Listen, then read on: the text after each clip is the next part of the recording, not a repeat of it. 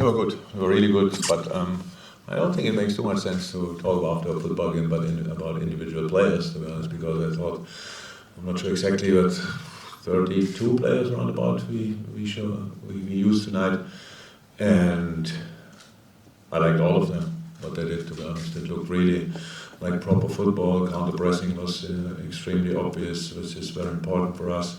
And we're still really early. I know we don't have a long time. We have only 2 weeks until we face Man City, so we should not waste time. But we are only a week together now, and then in different circumstances. No, not at our training ground or somewhere in Europe, where we are used to the circumstances. No, we are here, and we try to squeeze every minute out for training and these kind of things. So, apart from Oxley getting injured, muscle, hamstring, we will see how bad it is. The rest was absolutely top class. Yeah, up there.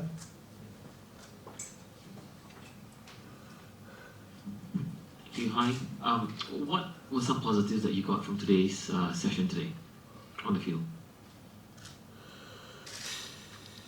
The way we played football, the way we... so we played...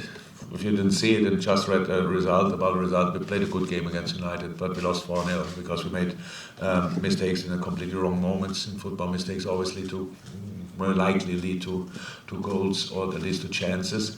But depends to where you make the mistakes, and then you can still sort it with probably defending.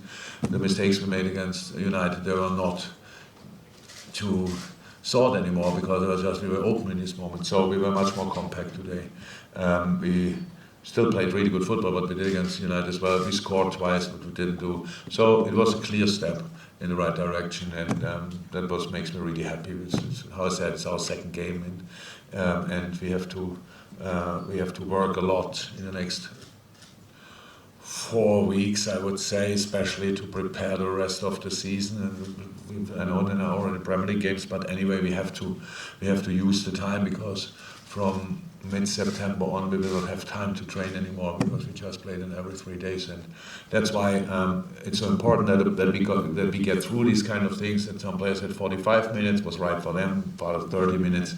They might have been able to play a little bit longer as well, but I really wanted to give the young boys the opportunity as well to play in this incredible atmosphere, because they do everything with us, they are constant with us, and then in a moment like this where it's really enjoyable to play football, we would leave them out. I didn't want to have that. That's why they came on. So far, so okay.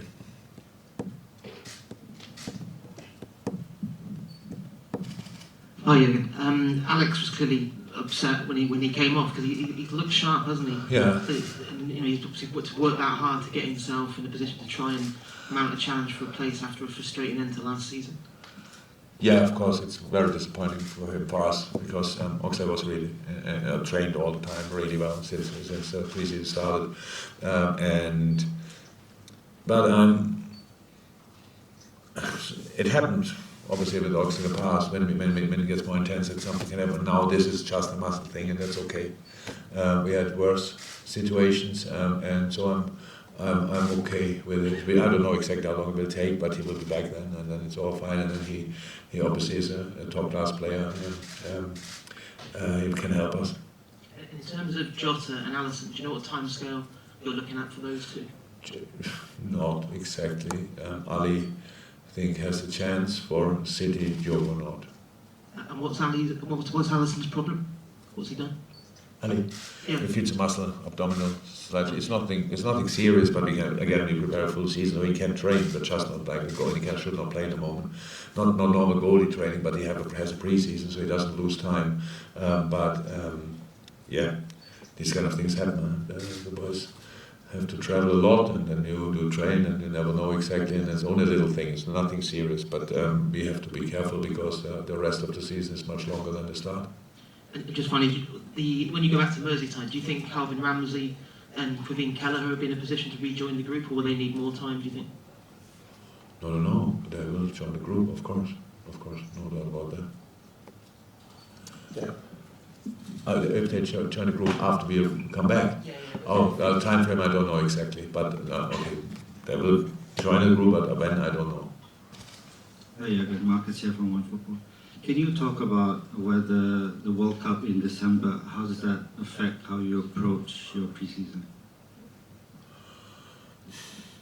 Actually, normally our pre-season is always the basis for the rest of the season. This time we have the first part of the season that's interrupted. So but if you would have asked me 3 years ago if I can expect something like that, okay, with the World Cup it was clear, but we are already kind of used to it because the pandemic, we had breaks and we started again.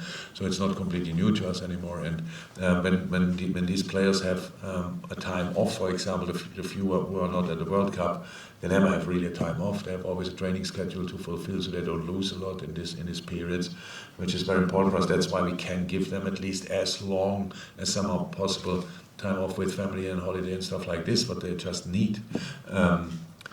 And that's it. So, apart from that, the World Cup is for all top teams in world football pretty much the same, especially in England the same, because we play immediately.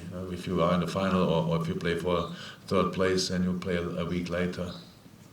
Forgot unfortunately now the opponent because it's long, but we play a week later football again, and then you play 26th, 31st, 2nd and stuff like this. So obviously the guys in the Premier League like the spectacle. So I say not often enough. Nobody really cares about the players in these moments, but it's how it is.